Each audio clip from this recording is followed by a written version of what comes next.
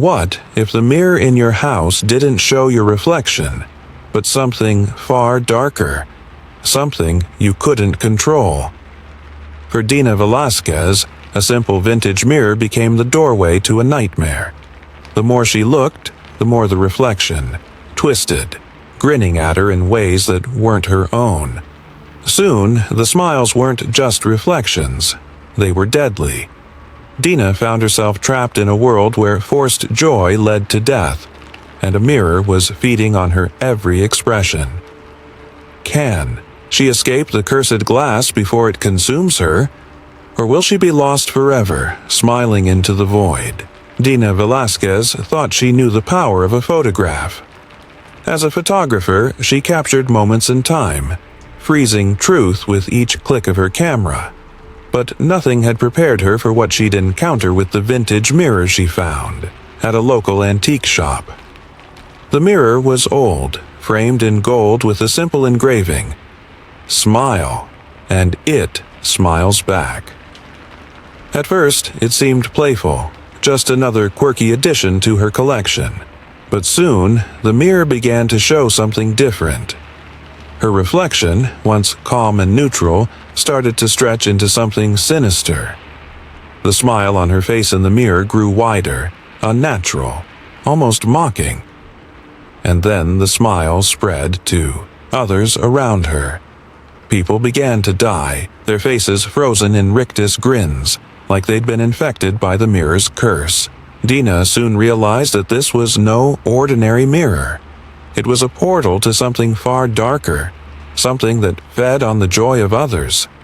The more she smiled, real or forced, the stronger it became, slowly pulling her into its grasp. Dina had to fight the rising dread of knowing that the mirror wasn't just showing her the truth, it was shaping reality, one smile at a time. But can Dina escape before it consumes her? Or will she become part of the curse, a prisoner to the smiling glass? Story number 1. It was late autumn when Claire Morgan stepped into the manor for the first time. The wind howled through the trees, stripping the last of the leaves and sending them spiraling across the desolate driveway. The house, an ancient, sprawling estate that had once belonged to a prominent family, seemed to sigh under the weight of its own history. The walls groaned as if protesting against the invasion of new tenants. Claire wasn't one for sentimentality, but there was something oddly comforting about the place despite its dilapidated state. As an art historian, she had an appreciation for the old and forgotten. This house, with its creaking floors and peeling wallpaper, seemed like a treasure trove of history. She couldn't resist the pull of its past. Inside, the house was colder than it should have been, but she attributed it to the lack of heat and the drafty nature of the old stone walls. Her brother, Daniel, had insisted on staying behind in the city, too skeptical to entertain the idea of staying in a place with such a creepy reputation. Claire had brushed it off, calling him overly cautious.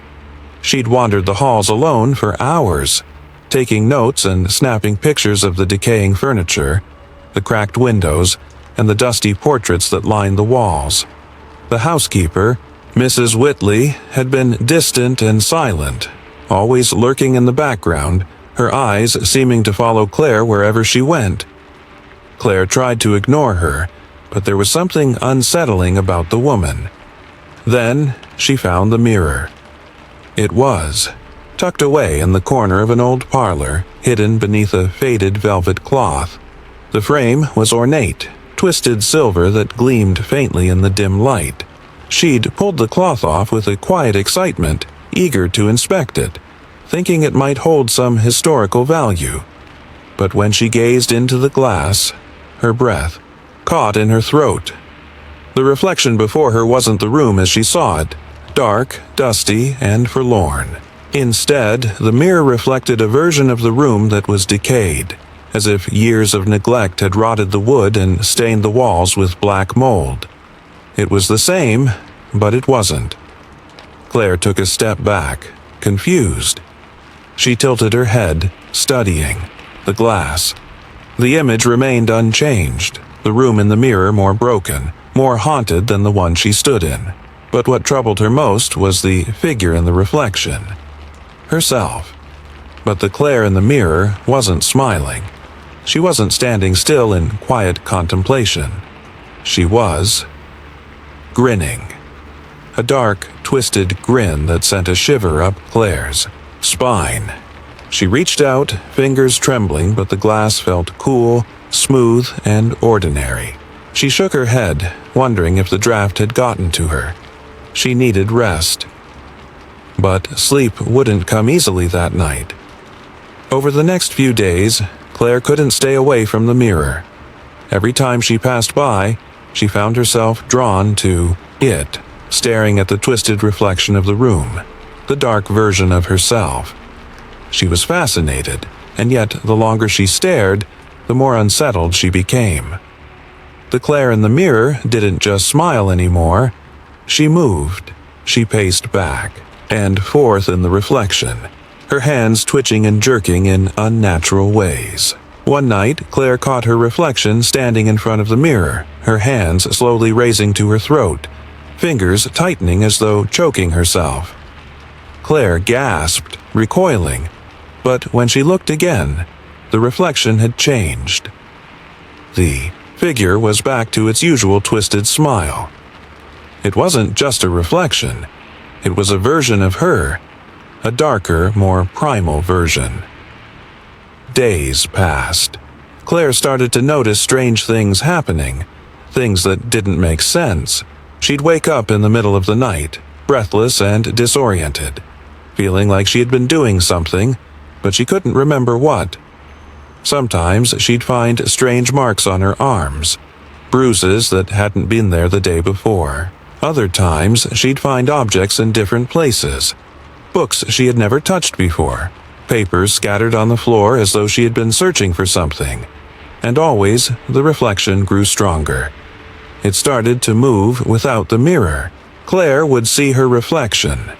The reflection, lurking in the corners of her vision, standing in doorways when Claire knew she had been alone. It whispered to her at night in a voice that was a guttural, eerie version of her own. "You know what you did," it would say, the words slick with malice. "You know what's coming."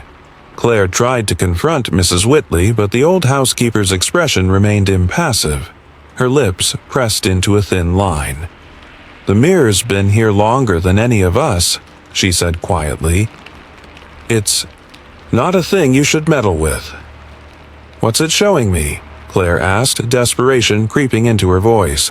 Mrs. Whitley's eyes flickered with something like fear before she turned away, muttering something about the price of knowledge and the dangers of knowing too much. Things spiraled out of control after that. Claire found herself in a fog, her mind slipping in and out of focus. Sometimes she'd lose hours, days. She'd find herself standing in front of the mirror, staring at the twisted version of herself, her hands covered in something dark and sticky, but she couldn't remember how it got there. The reflection began to act without her. Claire would hear it laughing softly in the stillness of the night. She would see it in the corner of her eye, grinning, lurking in the shadows. And then it would speak to her, its voice growing stronger, more demanding. "You're nothing but a visitor here, Claire. You were never meant to save this house. You were meant to destroy it." The final moments were a blur.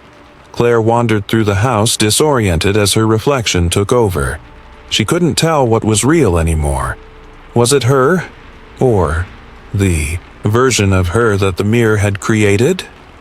When they found her, she was standing in the woods, her eyes wide and unblinking. Her mouth was sealed, lips pressed tight as though she could no longer speak. She didn't move, not even when they tried to approach her. Her body trembled as if something was inside her, controlling her every move. Her reflection had fully stepped into the real world, and Claire Morgan was no longer part of it. The mirror, now shattered, lay in the corner of the room. The twisted image that had once been Claire's only friend had disappeared.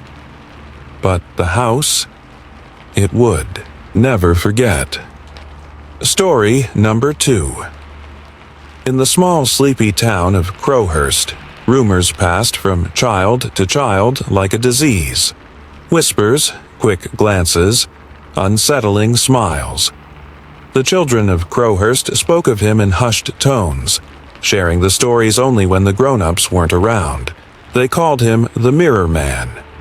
According to the stories, the Mirror Man was a figure who lived in mirrors, always waiting, always watching from behind the glass. He couldn't be seen directly, only reflected. But the longer you looked, the closer he got. And those who saw him didn't stay long in this world. They vanished, like smoke in the wind. Eli Graves, a 17-year-old loner, didn't believe in such things.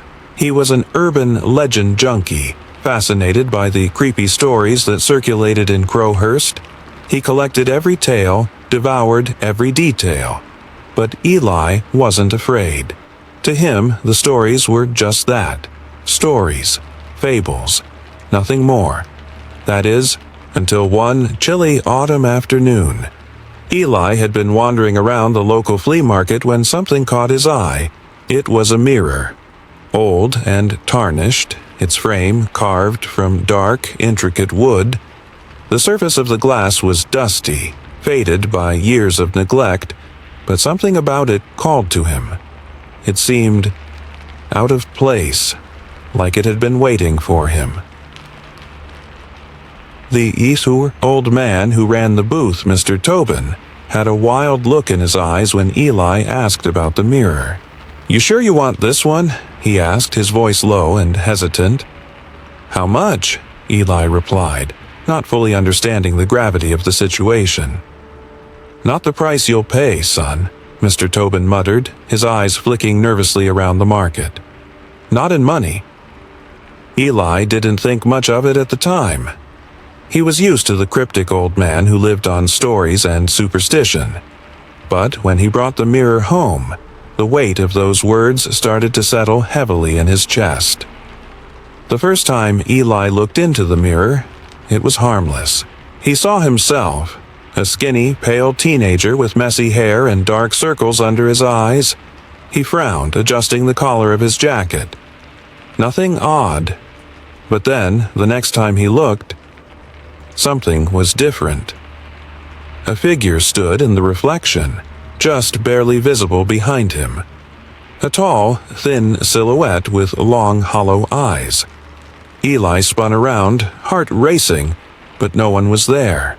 He turned back to the mirror and the figure was closer now, its face half hidden in shadow. The air grew heavy, the room colder, as if something was pressing in on him. Eli's heart pounded. He stepped back, shaking his head. "It's just your imagination," he whispered to himself. But something inside him knew better. He tried to ignore it, but every time he passed the mirror, the figure inched closer. It wasn't just in the glass anymore. He could feel it too. The presence. Watching. Waiting. That night, Eli couldn't sleep. The mirror haunted him, its pull irresistible. He got up, unable to shake the sense that the figure was right behind him, just out of sight. He looked into the glass, and the figure was closer. So close he could almost make out its twisted features.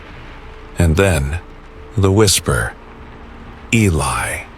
It was low and raspy, a sound like dry leaves scraping across the ground. Eli's breath caught in his throat. He backed away, his feet stumbling, but the mirror pulled at him like a magnet. "Eli." The whisper came again, louder this time. "Eli Graves." Eli's mind raced. This isn't real. This is just a story, just a legend. But the fear in his chest told him otherwise. The mirror had come alive, and the Mirror Man was real. The next day, things got worse. Eli's best friend, Harper, had been coming over regularly trying to convince Eli to forget the mirror. "You're scaring yourself, Eli," she'd said, laughing it off. "There's no such thing as the Mirror Man. It's just another stupid story." But when she looked into the mirror, her smile faltered. She blinked, confusion washing over her face as she stared at the figure in the reflection. It was closer now, almost standing right behind her. Harper didn't see it at first. Eli watched, terrified, as the figure stepped forward, its face, now clear, ghastly and hollow, its eyes empty voids of blackness. Before Eli could warn her, Harper screamed, backing away from the mirror. But something seemed to be pulling her in, as though the glass was drawing her closer. "Harper!" Eli shouted, reaching out to grab her arm, but she jerked away, her face pale, her mouth opening in silent terror. She was caught in the reflection. Trapped. "Harper, no!" Eli screamed, but she vanished from the real world, leaving only the Mirror Man in her place. And then the whisper came again. Louder. Clearer. Eli. He didn't know how long he'd stood there, frozen, staring at the empty space where his friend had been. His heart hammered in his chest. This wasn't just a story. This wasn't just an urban legend. The Mirror Man was real, and now it wanted him. That night, Eli went to Mr. Tobin's house. The old man had to know something, had to understand what was happening. When he arrived, the door creaked open by itself. The smell of must and decay wafted out from inside. Mr. Tobin was waiting. For him, standing at the threshold, his eyes wide and fearful. "You saw it, didn't you?" Mr. Tobin asked, his voice trembling. "You looked into the mirror, didn't you?" Eli nodded, too scared to speak.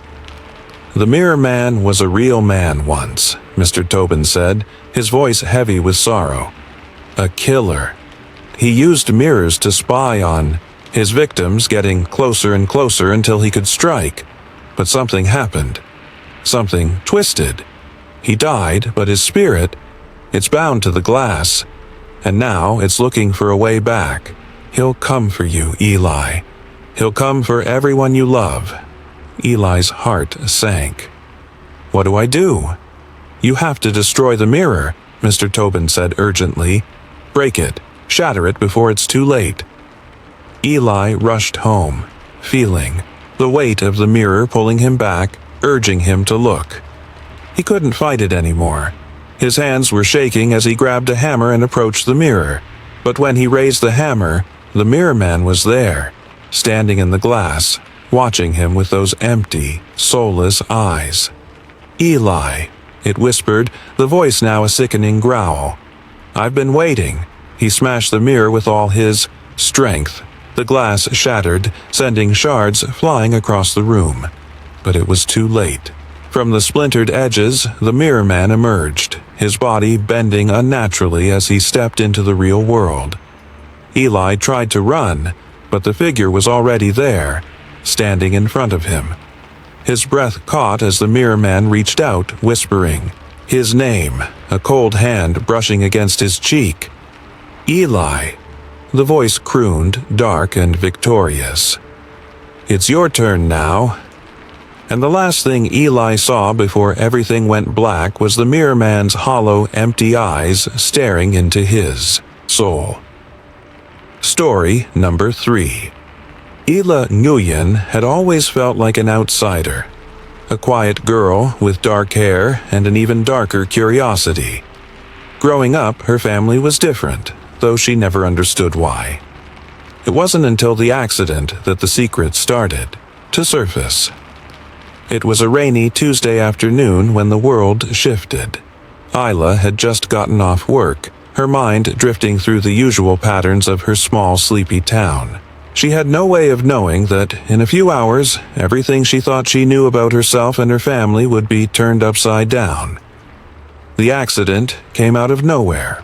One minute she was behind the wheel, the next, there was a screech of metal. On metal, the smell of burning rubber, and the dizzying weightlessness of being thrown against the steering wheel. When she came to, her car was mangled, but she was alive. That's when she found it. Lying in the wreckage, half buried beneath broken glass, was a small, ornate mirror. Its frame was cracked, the glass shattered in several places, but Isla knew immediately it was her grandmother's. Grandma Lila had been a mystery in Isla's life, a woman full of strange, cryptic stories, never fully explained. It wasn't until she passed that Isla learned about the mirror. Her Aunt Mara, the keeper of family secrets, had warned her not to touch it. Some things are better left forgotten, she had said, but Isla never truly listened. The mirror had been shattered in the accident, just as it had been all those years ago.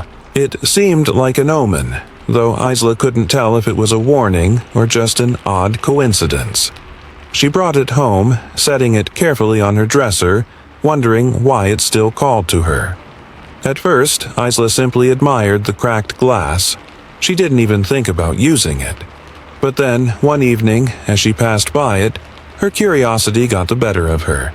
She picked up one of the larger shards, and that's when it happened. The moment her fingers touched the jagged piece, she was no longer in her room. She stood in a place she didn't recognize, a dark, oppressive forest. The air was thick with fog, and the ground was cold and wet beneath her feet. She could barely make out the shape of a figure moving just beyond the mist. It was her, but not her. She was older, her hair streaked with silver, her eyes wide with fear. The older version of herself turned to her, their eyes locking, and whispered, "Don't trust the shards." The vision vanished, and Isla found herself back in her room, her heart racing. She stared at the shard in her hand, unsure if what she had just experienced was a dream or something far worse. But the vision had been too vivid, too real.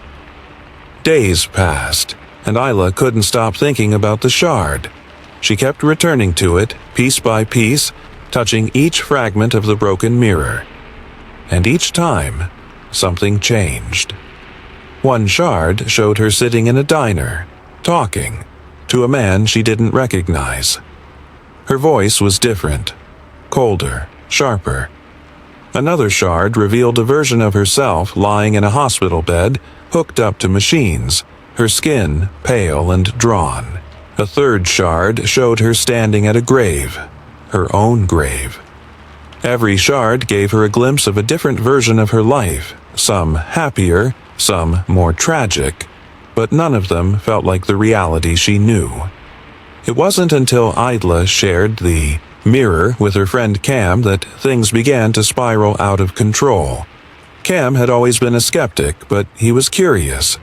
Isla, hesitant at first, handed him a shard. Cam laughed it off, but when he looked into the piece of glass, his laughter stopped. His face twisted into something strange, something not quite him. His eyes glazed over, and he stepped back, dropping the shard like it had burned him. But it hadn't burned him. Instead, it had possessed him. From that moment on, Cam changed. His voice became hollow, his actions mechanical, as if something else was speaking through him.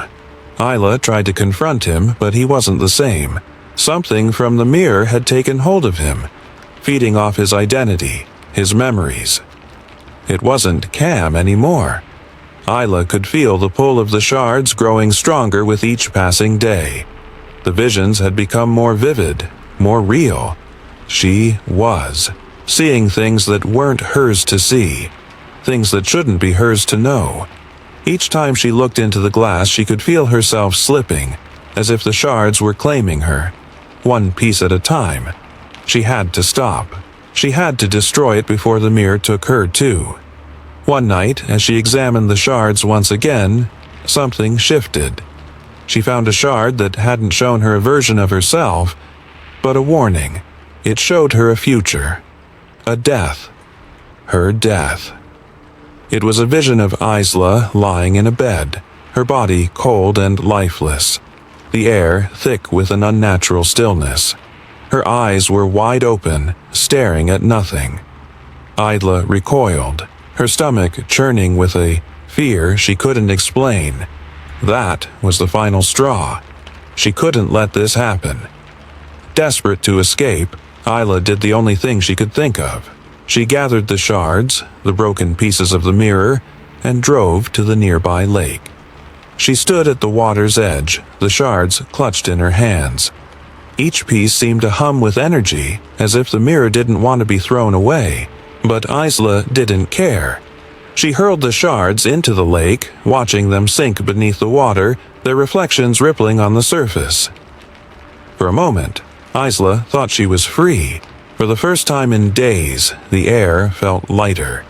The heavy feeling in her chest lifted. But as she turned to walk away, a glimmer caught her eye. In the reflection of a nearby rock, Isla saw something that made her freeze. A shard of the mirror was lodged in her eye, its jagged edge digging deep into her skull. She tried to scream, but no sound came out. Her reflection stared back at her, and she knew, with a sickening certainty, that it wasn't her anymore. The shard collector had found her. The last thing Isla saw before the world went dark was the twisted, fractured image of herself, staring back with empty, hollow eyes. And then the collector took her. Story number 4. Lucas Wren had spent years chasing ghosts. His obsession with the paranormal wasn't just a career, it was a mission. He didn't believe in the ethereal, the unseen. He believed in evidence, in the tangible. He believed that if he could uncover just one undeniable truth, it would prove that there was something beyond death. That was why, when Brother Emil, the guardian monk of a centuries-old monastery nestled in the remote Alps, invited him to investigate a legendary mirror, Lucas couldn't resist. The mirror was rumored to be more than just a reflective surface. According to ancient whispers, it showed the other side of death. What lay beyond the veil? The monastery, perched on a craggy cliff, had a chill that seemed to seep into your bones. Lucas stood at its massive oak doors, feeling the weight of history pressing down on him. This wasn't just any place, it was a place where mysteries were buried in the walls, where the echoes of the past lingered like smoke. Brother Emil greeted him with a stoic silence, his eyes darkened by years of guarding secrets. "You seek the truth, Mr. Wren?" he asked, voice low and rasping. "I do," Lucas replied, a spark of excitement burning in his chest. "I need proof." The monk led him down narrow corridors, their stone walls heavy with age. Finally, they reached the chamber, the one where the mirror had been kept hidden for centuries. It stood against the far wall, covered by a heavy, tattered cloth. The air seemed to hum around it, and Lucas could almost feel the pull of its presence. Brother Emil removed the cloth with great care, as though unveiling something sacred. The mirror was beautiful, ornate, its silver frame intricately carved with designs that seemed to shift when you weren't looking directly at them. The surface of the glass, though, was unnaturally still. It had a depth that shouldn't have been possible. "This is it," Brother Emil said, stepping back. "What you see here is not just a reflection. It shows the other side. But beware. There are things in it that should never be disturbed." Lucas, ever the skeptic, felt a rush of adrenaline. This was it, the moment he had been waiting for. He took a deep breath and stepped forward, his reflection staring back at him in the glass. But then something happened. The reflection in the mirror wasn't quite right. At first, it was subtle. A flicker, a movement that wasn't his own. Lucas leaned closer, squinting. His reflection was off. It was like a copy, but not him. The man in the mirror looked confused, desperate even, his eyes wide with panic, his hands pressed against the glass as if trying to break through. "Lucas," a voice whispered, soft, faint, but unmistakable. It was his own voice, but it was warped, as though coming from the other side. "Let me out," the figure in the mirror pleaded. "Please, let me out." Lucas recoiled, his heart racing. He turned to Brother Emil, his voice shaky. What is this?" Brother Emil's expression didn't change, but the sorrow in his eyes deepened. "The mirror does not show the dead, Mr. Wren. It shows the living, those trapped on the other side. And once you've seen it, once you've opened that door—" He trailed off, his words hanging heavy in the air. Lucas, now trembling, stepped back, his gaze never leaving the reflection. He had to understand. He had to know what was happening. He leaned in closer again, and this time, the reflection reached out, not toward the glass, but toward him. It wasn't just a mirror anymore. It felt like something alive. "Please," the figure whispered. "I am you." A cold shiver ran down Lucas's spine. He took a step back, his mind racing. This isn't possible. It's not real. It's just a trick of the light, a reflection. It has to be. But as the minutes passed, the figure in the mirror grew more insistent. It pounded its fists against the glass, screaming now. And then Lucas saw it. He saw it. The reflection. Was him? Or was it? It was like looking at himself from a distance, but twisted. The face was the same. The features were familiar, but there was something wrong. The eyes were hollow, vacant. The desperation on the reflection's face was real. Lucas stepped back, breathing heavily, his mind trying to process what he was seeing. Brother Emil's voice broke through his thoughts. "You've looked into it. You've opened the door," the monk said gravely. "You've seen what's inside, and now it will try to take you." The days that followed were a blur. Lucas couldn't stop thinking about what he had seen in the mirror. The reflection of himself, desperate to be freed, calling to him.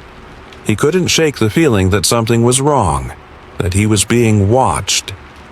He began to see things, glimpses of people who weren't dead, but who seemed to be trapped somewhere far from reality. Their faces were twisted with fear, and they all had one thing in common. They all reached out for him, begging to be freed. And then it happened. Lucas walked past the mirror one night only to freeze in his tracks.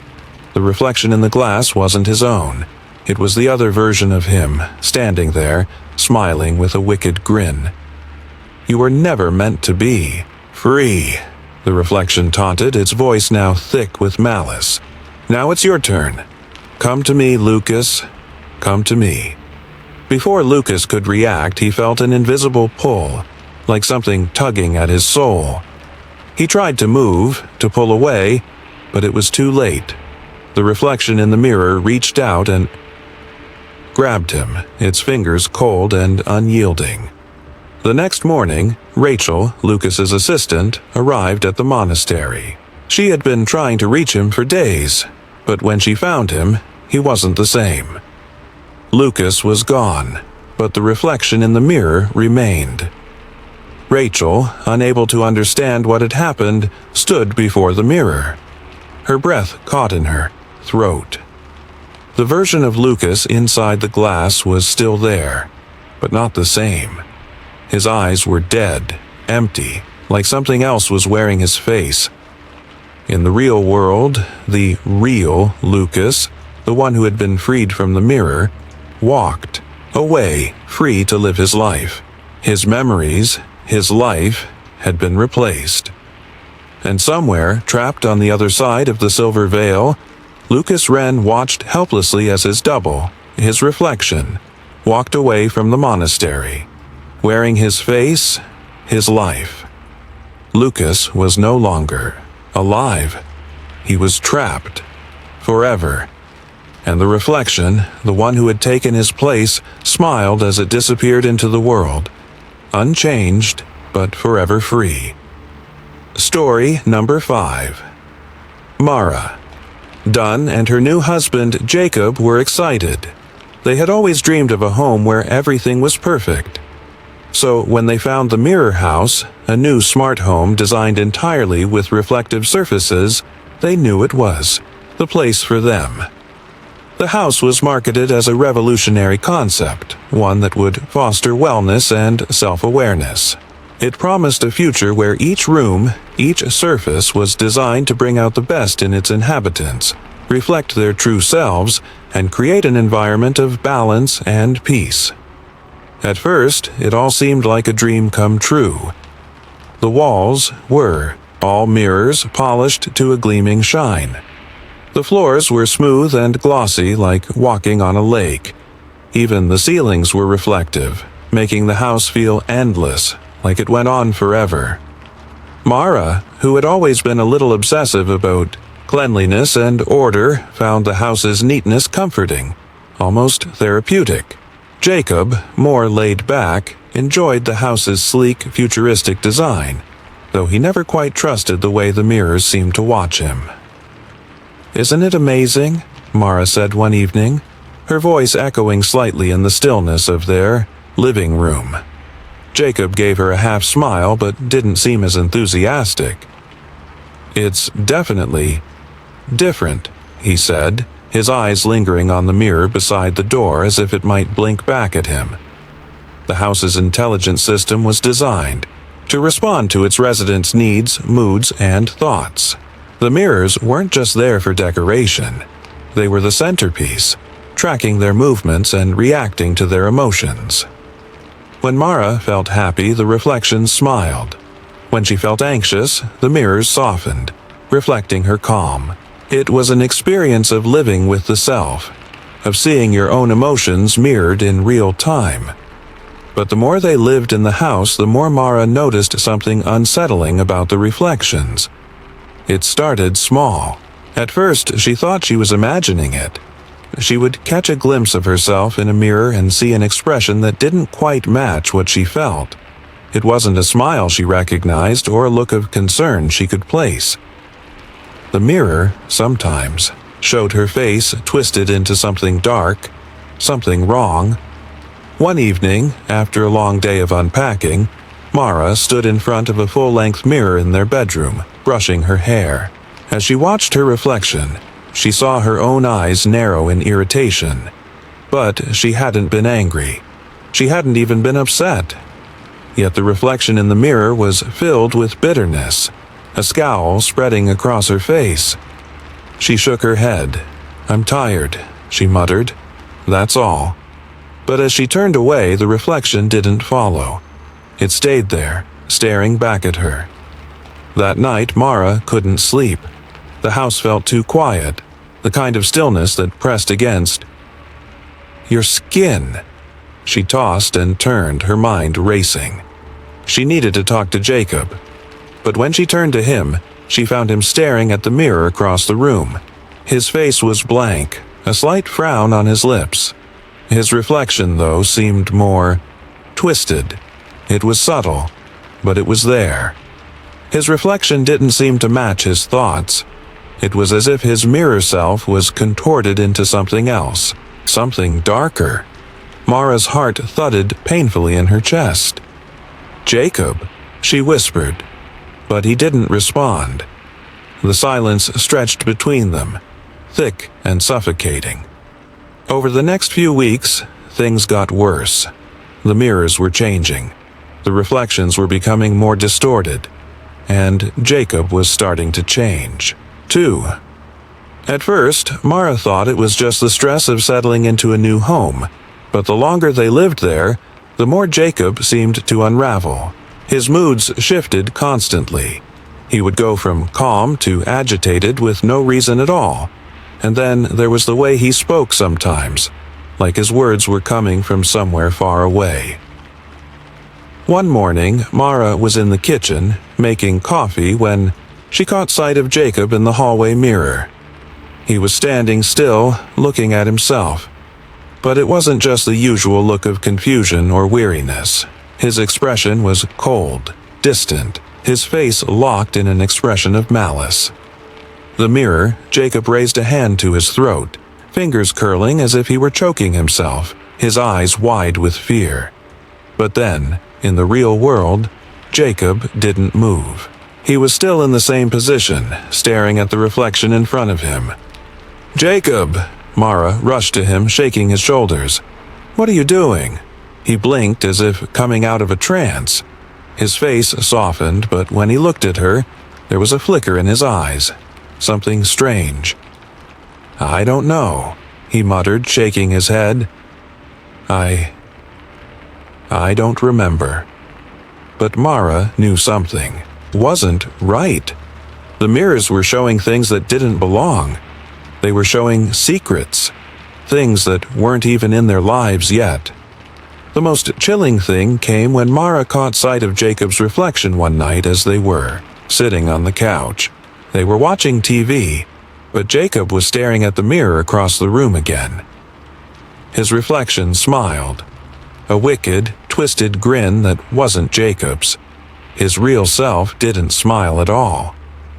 Mara froze, her breath catching in her throat. She looked at Jacob, then back at the mirror. His reflection's eyes darkened. It seemed to see her. Then it did something she couldn't understand. The reflection tilted its head toward her, its lips curling into a sneer. The reflection in the mirror had become something more than a simple image. It was learning. It was becoming aware of Mara, aware of Jacob, and aware of everything they were. Mara's pulse quickened. She didn't know what was happening, but she was terrified. It wasn't until she spoke with Elise, the tech specialist who designed the house, that the truth began to reveal itself. Elise had come to check in on the house, as she did with all the homes she had created. But when Mara asked her about the mirror's strange behavior, Elise's demeanor changed. "You don't understand," Elise said, her voice trembling. "The house, it's not just a machine. It's alive. It learns. It feeds off you, your thoughts, your emotions. And now, with Jacob..." Elise's eyes went wide, filled with horror. "It's acting on his worst impulses. It's showing him what he could be, what he will be if he keeps feeding it." Mara felt sick. "What are you saying?" Elise shook her head. "I'm not the one who should have designed this house. It's not just about wellness. It's about control.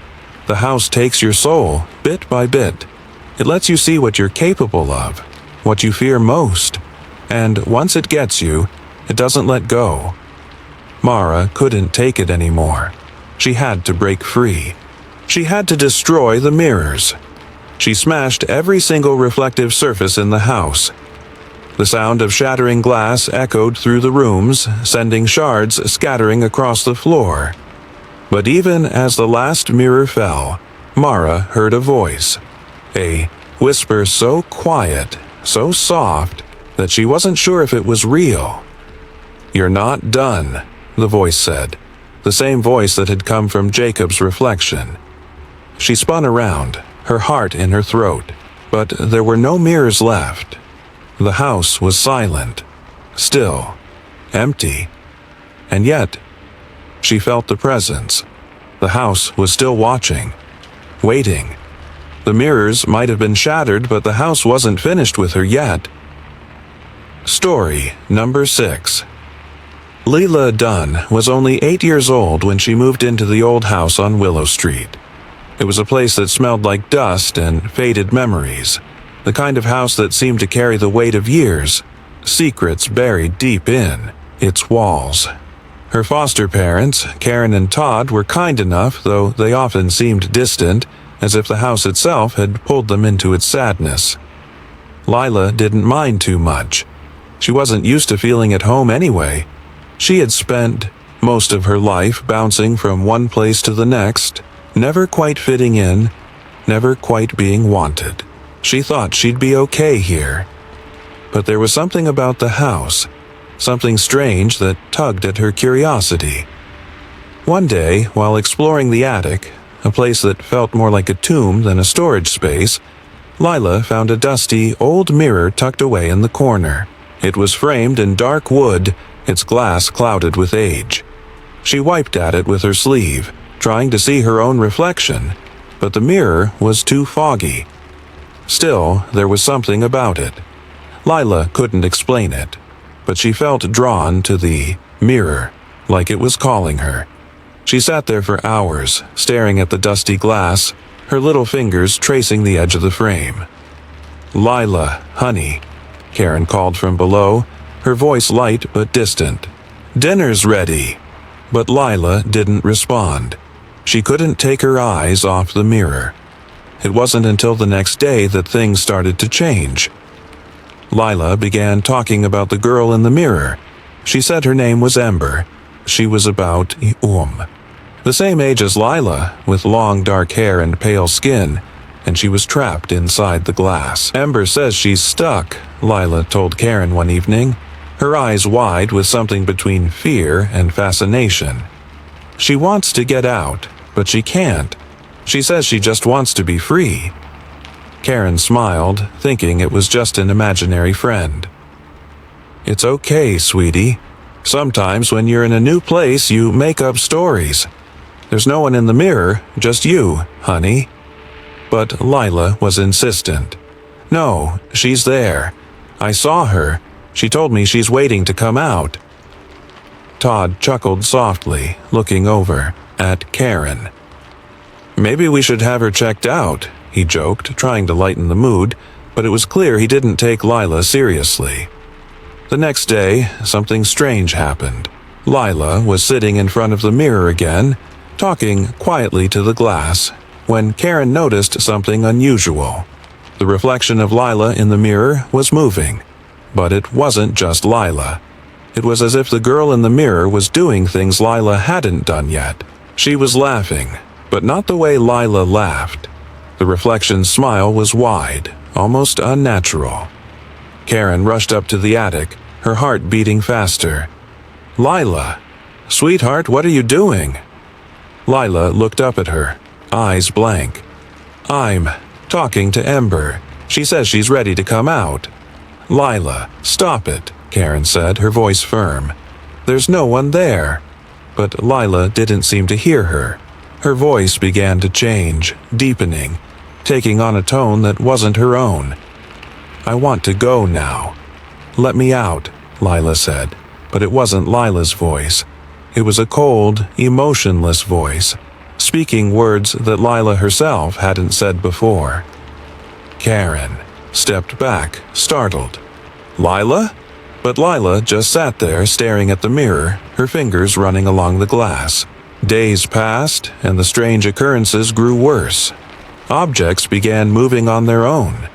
Toys would shift in the corner of the room. Books would fall from shelves without any cause.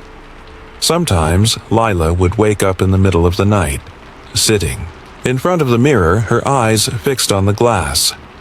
At school, she began drawing pictures of the girl with the dark hair, Ember. The other children thought she was strange, but Lila didn't mind.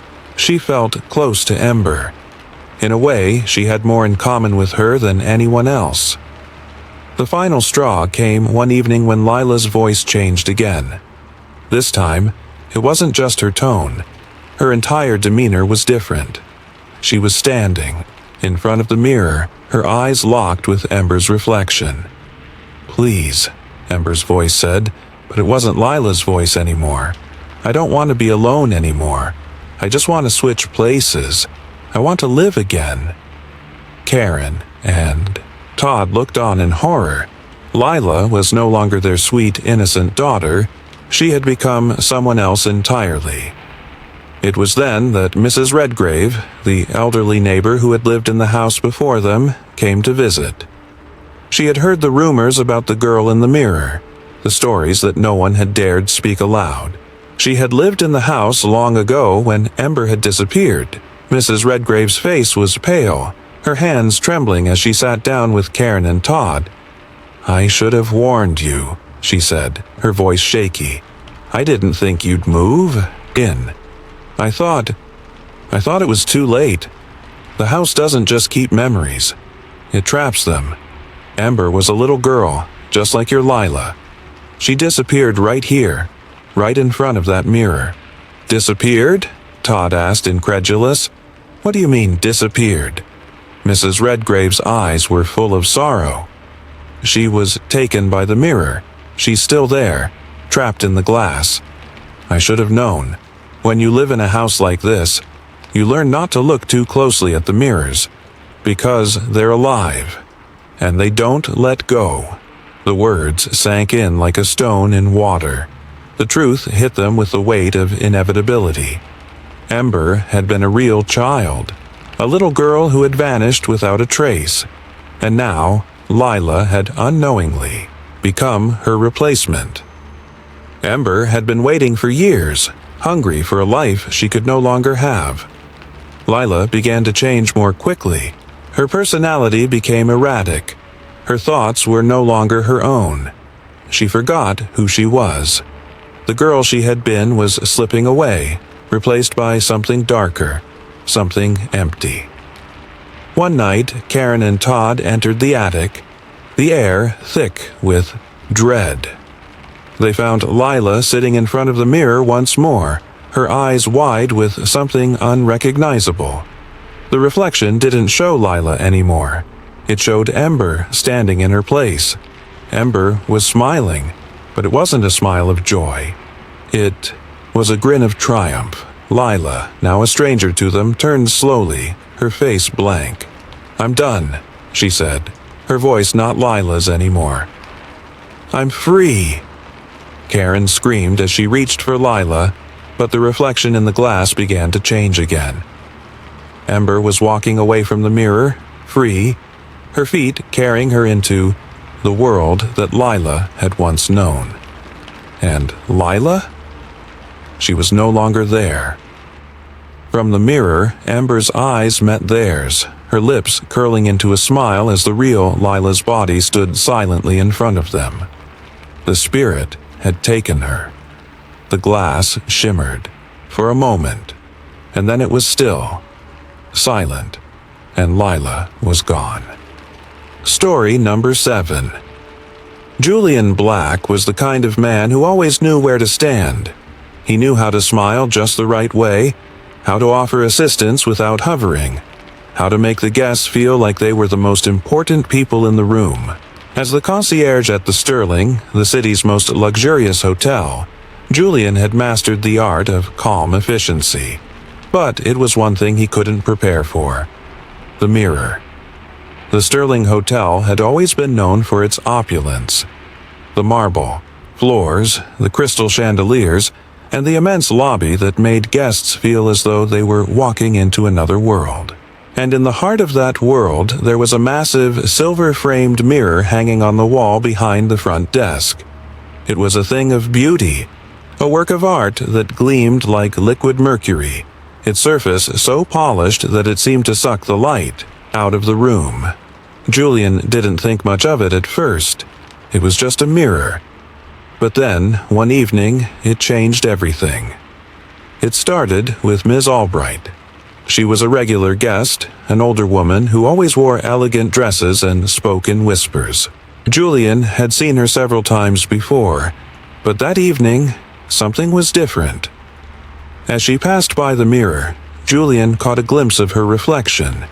Her expression was frozen in fear, her hands gripping the sides of her chair. But the worst part was what came next. In the mirror, Ms. Albright suddenly stood up, holding a knife, her face contorted in rage. She lunged at someone just out of view, the blade slashing through the air.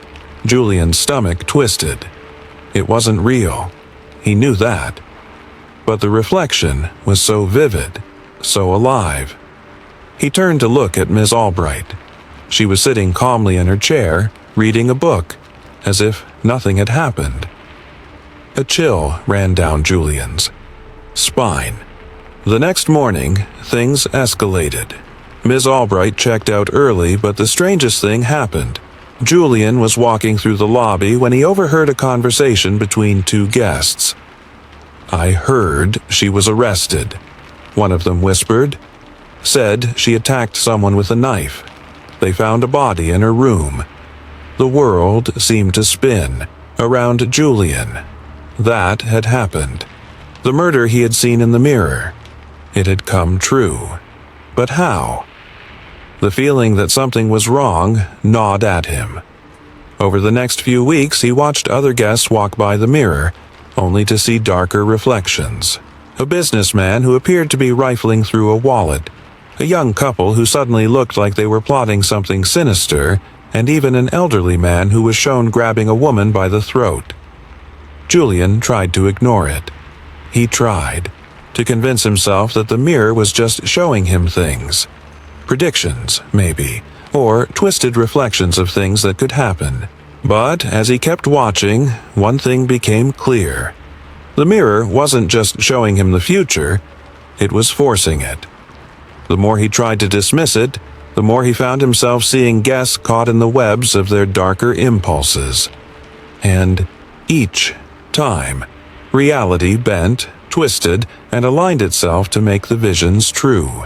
It wasn't long before Eddie, the bellhop, started to act strangely. Julian noticed that Eddie had begun to spend more time in the lobby, staring at the mirror with an almost worshipful gaze. He'd stand there, transfixed, his eyes unblinking, as if the mirror had become the most important thing in his world. One night, Julian caught Eddie whispering to the mirror. He couldn't make out the words, but the boy's voice was soft, reverent. Julian approached him, unsure of what he might say. "What are you doing, Eddie?" Julian asked, his voice tight with unease. Eddie blinked as if coming out of a trance. "I was just looking," he mumbled. "It shows me things. Things that will happen." Julian frowned. "What things?" Eddie smiled, but it wasn't a friendly smile. It was knowing, unsettling. Things that should happen. Things that must happen. Julian turned away quickly, but the words lingered in his mind. The mirror wasn't just showing the future, it was controlling it. And Eddie, it seemed, had fallen under its spell. The breaking point came one evening when Julian saw a vision of Miss Albright again. This time, she wasn't the calm woman reading a book. In the reflection, she was standing near the elevator, a look of panic in her eyes. She grabbed a man by the collar, slamming him against the wall before pulling out a gun and shooting him in cold blood. It was enough. Julian couldn't sit back and do nothing. He had to stop it. He couldn't let the mirror control everything. With a sickening sense of dread, Julian decided to confront the mirror. He approached it cautiously, his mind racing with possibilities. What would happen if he intervened? What if he could stop the events before they happened? He stood before the silver surface, staring at the image of Miss Albright with the gun. His heart hammered in his chest, but he knew he had to do something. He couldn't let this happen. He wouldn't let it happen. As he reached out to touch the surface, the reflection of Miss Albright suddenly turned. Her eyes locked onto his, and she smiled. Not the innocent smile of the woman he had known, but a dark, predatory grin. Before he could withdraw his hand, the world around him seemed to shift. The mirror was no longer a surface reflecting reality. It was alive, pulling at him, warping the space around him. The silver surface rippled like water, and Julian felt himself pulled forward. "No," he whispered, but the words were already too late. The next morning, everything had changed. Miss Albright's body was found in the lobby, a gunshot wound in her chest. The man she had shot was still alive, but barely. The events Julian had seen in the mirror had come to pass, but in a way that was even worse than he had imagined. He hadn't stopped anything. He had set it in motion. It wasn't until later, when Julian was walking through the hotel's back halls, that he saw the reflection again. But this time, it wasn't just a reflection. It was a vision. The mirror showed him his own face, his own body, standing in the center of the lobby. And in that vision, he was holding a match. The hotel was burning. "No," he gasped, backing away, but the vision didn't change. He reached out, trying to touch the silver surface, but as he did, the mirror shifted again. He saw himself, a broken man, lighting the match in his own hands, setting the hotel on fire. Julian turned and ran, his heart pounding in his chest, but his feet felt like they were stuck in cement. It was too late. The hotel was already beginning to burn. As he stumbled toward the exit, the fire spreading behind him, Julian realized the truth. The mirror didn't just show the future, it controlled it. Trying to stop it had only ensured that the fate it showed would come true. In the final moments, Julian Black stood outside the burning hotel, watching as the flames consumed it. He looked up at the mirror one last time, his reflection distorted in the silver surface. And in the depths of the fire, he saw her, the mirror itself, whispering the final truth. You can't escape what's already been written. Story number 8. Ava Cruz was always on the hunt for the next big thing. A teenager with a social media addiction, she had built her following by chasing the latest viral trends, always looking for something to set her apart from the crowd. So, when she stumbled across the reflection ritual, an eerie challenge that promised to reveal your true self, she didn't hesitate. After all, everyone was talking about it. And when everyone is talking, you've got to be a part of it. The challenge seemed simple enough. All she had to do was stand in front of a mirror at midnight, say a certain phrase, and wait. It was supposed to unlock something hidden deep inside you. Some truth about who you really were. Sounds like typical creepy online stuff, right? But Ava was intrigued. It was a trend, and the views were piling up. Besides, she'd been wanting to do something different for her next live stream, and what could go wrong? It was just a mirror, after all. That night, Ava set up her phone, propped up against a stack of books on her dresser. The lighting was perfect. She'd been practicing her serious face, the one she thought would make her look mysterious and deep. She was ready. She followed the instructions on the video she had watched earlier. Light a candle, stand still, and say the words. A reflection of who I am. Show me the truth within, she whispered, the words feeling strange on her tongue. At first, nothing happened. She waited, staring into her own reflection. But then, slowly, her face began to shift, just slightly. It was as if the mirror wasn't showing her. Instead, it was showing something darker. Something that wasn't. Quite right, Ava blinked, trying to shake off the growing unease, but when she looked again, her reflection grinned. It wasn't the playful smile Ava was used to. It was something sinister. A twisted, jagged smile that stretched too far across her face. Her heart raced. The smile in the mirror lingered for a moment longer than it should have. And just when Ava was about to step back, the reflection blinked. After she did, Ava's stomach churned. It wasn't just the way her reflection smiled. It was that it had done everything before she did. Every movement, every glance was exactly the same. But a beat behind her, shaking it off, she ended the live stream laughing nervously. Maybe I'm just tired, she said, but the smile in the mirror, it wouldn't leave her mind. The next morning, Ava woke up and glanced at her phone. The video had gone viral. The views were skyrocketing. The comments flooded with OMG and what happened to you? But something was off. Her phone kept buzzing with notifications, but every time she looked at the screen, there was no mention of the creepy grin. People were more fascinated by her reaction than by the ritual itself. As the day passed, Ava thought about the mirror again. She decided to check it out one more time. Maybe it was just a glitch in the video or her imagination. But when she stood in front of it again, something was different. There it was. Her. Reflection wasn't just mimicking her. It was doing things she hadn't done. The reflection's smile turned into a smirk that she hadn't made herself. Then it reached up and touched the side of its face. A slow, deliberate motion that Ava didn't make, and when it turned its head, it didn't follow her gaze. It looked at her. Ava stepped back, breath caught in her throat. "What the hell?" she whispered. Soon, the reflection started getting more aggressive. Each time Ava looked into a mirror, the version of herself in it seemed to take on more of an identity of its own. One afternoon, Ava was in the bathroom brushing her teeth, her reflection standing just behind her, mimicking every motion.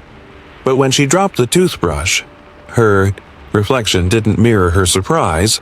It stayed still, grinning. It was as though the reflection was waiting, watching, and then it did something worse. Ava leaned in closer to the mirror, trying to make sense of it. Her reflection smiled, and then it winked. Ava jerked back. Her breath was shallow. "Okay, no. This isn't funny anymore," she muttered to herself. But when she went to grab her phone to call Milo, the reflection didn't follow. Instead, it stayed frozen, still, grinning. Later that night, she decided to call her best friend Milo. She needed someone to help her make sense of what was happening. Milo was skeptical, as expected. "Ava, it's just a stupid challenge. You're probably just overthinking it. You know," he said through the phone. "Maybe it's some kind of optical illusion." But Ava's voice shook as she explained what had been happening. "It's not an illusion, Milo. It's like the reflection is trying to break through.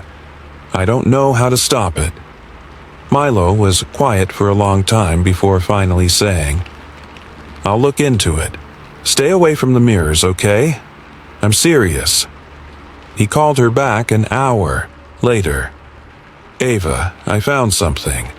There's this online account, the Mirror Maker. They've been starting these rituals for months. People who've done them, they've all ended up having something happen to them.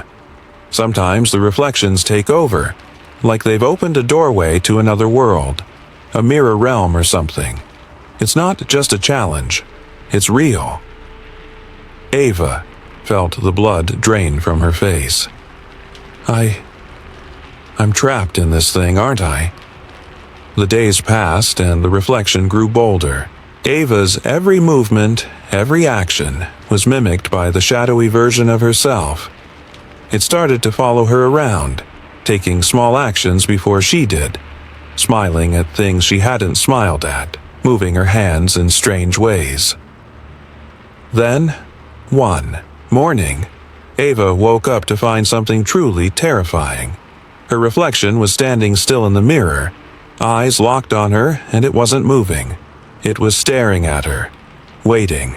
Ava knew what she had to do next. She would live stream herself again. She had to prove to herself and the world that she wasn't crazy. So, with her phone pointed at the mirror, she set up a live broadcast. Her followers flooded the comments with excitement. But as the live stream began, Ava stepped in front of the mirror. The reflection, her reflection, stepped forward, but this time, it wasn't mimicking her. It wasn't smiling or winking. It was grinning. And then it said something Ava never could have prepared for. "She's gone now." Ava's heart pounded in her chest as she realized, in a sickening moment of clarity, that the reflection wasn't just mimicking her, it had become her. Before she could react, a cold hand wrapped around her wrist. The last thing her viewers saw was Ava being pulled forward, her body jerking as she was sucked into the glass, vanishing into the mirror. The phone kept recording, the screen filled with the shadowy, grinning face of Mirror Ava. And then, as the live stream went black, her reflection stared into the camera, face twisted into something dark and malicious. "She's gone now," it repeated. The stream ended. The world moved on. But in the mirrors, Ava was gone, and something worse had taken her place. Story number 9.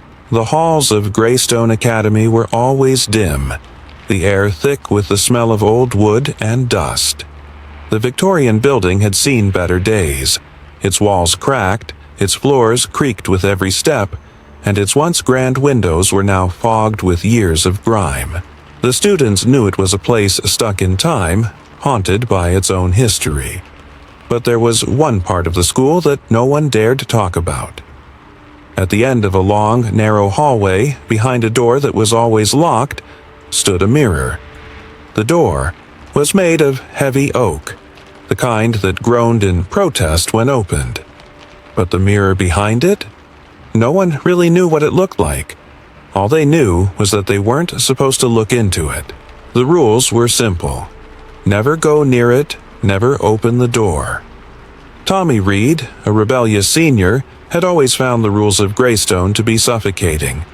He was the kind of kid who'd skip class just to explore, the kind who never took anything seriously.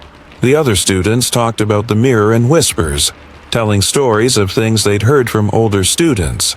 Strange stories, tales of warnings and disappearances. But Tommy didn't believe in any of that. To him, it was just another ghost story meant to scare the younger kids. One night, after everyone had gone to bed, Tommy couldn't resist anymore. He had to see it for himself. The hallway was cold, the flickering light bulb above casting long shadows that danced across the walls. Tommy moved silently, his heart racing with excitement. He reached the door at the end of the hall, the door everyone knew to stay away from. His hand hovered over the knob, and for a moment he felt a chill crawl up his spine. But he shook it off. Just a mirror, he muttered to himself. Just a stupid mirror. With a push, the door creaked open. The room inside was dim, the only light coming from a small, dusty window. In the center of the room stood the mirror. It was large, with a golden frame that seemed to shimmer even in the poor light. Tommy stepped closer, feeling a strange pull in his chest. He took a deep breath, straightened up, and finally looked into the glass. At first, he saw himself, a normal reflection, just as he'd expected. But then, something shifted. Tommy froze. In the mirror, his reflection wasn't quite right. It wasn't just his usual bored, defiant face staring back. The version of him in the mirror looked different. Panicked. The reflection of Tommy in the glass was mouthing something, its eyes wide with fear. It was begging him, pleading for him not to come closer. Hey, what the hell? Tommy laughed, taking a step back. You think I'm going to listen to a reflection? He was about to turn away when something strange happened. The door behind him clicked. He spun around. The door was locked. Great, Tommy muttered, shaking the doorknob. Just great. He turned back to the mirror, and that's when he noticed it. The version of himself in the reflection was no longer just panicking. It was screaming now, the image distorting as if something was pulling at it from the other side. It was a distorted version of him, with shadows creeping around the edges of its form, trying to escape. The reflection started to slam its hands against the glass, begging him again. Don't do it, the reflection cried out, though Tommy couldn't hear it. He could only read the words it mouthed. Too late, Tommy said, laughing again. He reached out, placing his hand against the cold glass. The air in the room suddenly thickened. The temperature dropped sharply, and a low hum filled the air, almost like a distant whisper. Tommy pulled his hand back quickly, but the reflection was no longer standing still. It was moving toward him. Shit, Tommy muttered, backing away. The reflection in the mirror began to move faster, the figure now pressing its face against the glass, its eyes wild, mouth stretched in a silent scream. And then the hum grew louder, sharper. It wasn't just a reflection anymore. It was alive. Tommy stumbled back, eyes wide with panic. His reflection was reaching out to him, and then, with a sudden jolt, the reflection stepped out of the mirror. The room spun around him as Tommy froze, paralyzed by terror. He tried to scream, but no sound came out. The figure that looked like him, only twisted and shadowed, stepped forward, and now it was alive. The next morning, the students at Greystone were whispering about Tommy's disappearance. The headmaster, Mr. Greaves, stood silently in the hallway, watching the others talk, his eyes hollow with knowledge that no one else shared. Another one gone, he muttered under his breath, as though the loss of students was nothing new. It wasn't until weeks later that Lena, a quiet but determined student who had heard the legends about the mirror, finally decided to do something about it.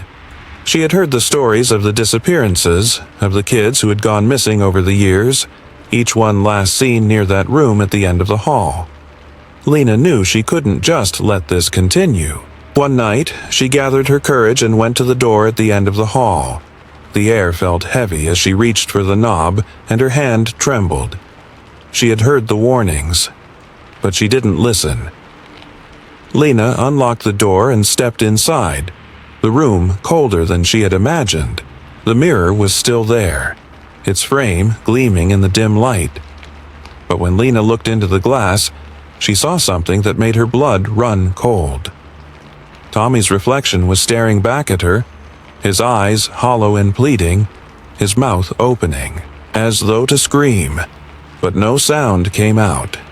His image was pressed against the glass, just like it had been with the others. He was trapped. Tommy's voice was the last thing Lena heard before the door clicked shut behind her, and from that moment on, Tommy Reed was part of the mirror. The next time someone stepped into that room, it would be his face they saw in the glass, his voice begging the next student not to enter. But they wouldn't listen, and the cycle would begin again. Forever. Story number 10. Dina Velasquez had always been a woman of reason. A photographer with a sharp eye and a passion for uncovering the truth hidden beneath the surface, she didn't buy into myths or ghost stories. Skepticism ran deep in her veins, and she prided herself on her ability to see the world through a lens of logic and objectivity. So, when she found the vintage handheld mirror at a local antique shop, she thought nothing of it.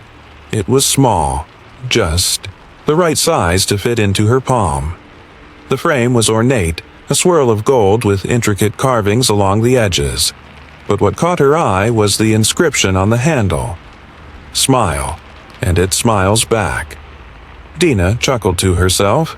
It was a quaint, almost childish phrase, the kind of thing you'd expect on a souvenir from a carnival. Still, there was something intriguing about it, something that made her think it would be a quirky addition to her growing collection of oddities. She bought it on a whim, deciding it would make for a fun prop in her latest photo project, a collection of reflections, the way light bounced off surfaces and warped reality. She took it home, and that night after dinner she set up her camera in front of the bathroom mirror. The mirror felt heavier than she expected, like it was carrying some kind of weight. But that was ridiculous, she told herself. It was just a mirror after all. She raised it up in front of the bathroom mirror and snapped a few test shots, playing with the angles. Everything seemed normal until she caught a glimpse of the reflection. Her own reflection was smiling, but not in the way she was. It was wider, too wide, stretching unnaturally across the glass. The smile in the mirror wasn't the soft, neutral expression Dina had on her face. It was something wrong. Dina blinked and took a step back. Was it just the light? Had she been holding the mirror at an odd angle? She turned away, shaking her head. Stupid, she muttered. It's just the way the light's hitting it. The next morning, Dina was back at work and her photo project. Her partner, Mark, was at the kitchen table, reading through his own notes. She didn't mention the mirror. It felt ridiculous, like something a child would be afraid of. Still, it had been on her mind, nagging her throughout the day. But something strange happened. As she passed the mirror on her way to the living room, she saw it again. Her reflection, this time with a huge grin plastered across her face. And she wasn't smiling. It was like the reflection had a mind of its own. And this time, it was moving. Her reflection's grin stretched wider, unnaturally wide, as if it were being forced into a smile that wasn't hers. Dina froze in the doorway, watching in growing horror as the reflection's mouth seemed to twitch, its eyes narrowing with something darker, something sinister. Her heart pounded in her chest as she rushed over to the mirror, slamming her hand against the glass. "Stop it," she whispered, her voice shaking, but the reflection in the mirror only grinned wider. Over the next few days, the situation grew worse. Dina couldn't escape it. The smile kept getting wider and wider, like something was trying to break through from the other side. She tried to ignore it, tried to convince herself that she was just imagining things. But it wasn't just her reflection anymore. People around her started to notice it too. Mark, always the skeptic, asked her about it one evening after dinner. "You look different," he said, his brow furrowing. "You've been smiling a lot more than usual." Dina didn't respond right away. She hadn't even realized it. She had been smiling more, but it wasn't voluntary. It felt forced. Like her mouth was being stretched into that same twisted grin every time she looked into the mirror. And then there were the deaths. First, it was one of Mark's co-workers, a man named Trevor. Dina hadn't known him well, but Mark had mentioned he was a quiet guy, a bit of a loner. He was found dead in his apartment a few days later, his face frozen in a rictus grin. At first, it seemed like a freak accident, some sort of heart attack maybe. But then it happened again. And again. A woman at work. A man at the coffee shop. Every single one of them was found with that same horrible twisted grin on their face. Dina began to connect the dots. Each person had been around her. Some of them had even complimented her on how much she was glowing lately. But Dina knew. It was the mirror. It was feeding off the smiles, taking something from each person who tried to look happy. The more they smiled, the more they fed the thing inside the glass. And it wasn't just smiles, it was the forced smiles. The ones people put on when they felt uncomfortable or nervous, like they were trying to mask something. Desperation began to set in. Dina couldn't stop smiling. It was like her body was betraying her. She couldn't go to work without forcing a grin onto her face, couldn't leave the house without feeling her lips stretch against her will. One evening, she finally cracked. She sat in front of the mirror, staring into the glass, willing herself not to smile. But the reflection didn't care. It smiled for her, and it smiled wider. Dina's vision blurred, her hands shaking as she reached out toward the mirror. "I have to stop this," she whispered to herself. "I have to." She grabbed the mirror and threw it onto the floor, smashing it into jagged pieces. She felt a strange relief as the mirror shattered, the smile finally fading from her face. But that relief didn't last. Days later, Dina walked into a department store. She didn't need to, but she was too restless to stay in her apartment. She was tired, drained, but the smile wouldn't leave her. She passed the row of mirrors near the fitting rooms and her heart skipped a beat. There, staring back at her, was the same smile. Her smile. But this time, it wasn't from the mirror she had shattered. It was from another mirror. Her reflection stood in the glass, grinning at her with that same twisted smile, its eyes cold and unblinking. Dina's hands trembled as she raised one of her own to her face. The smile didn't fade. "Please," she whispered. please stop.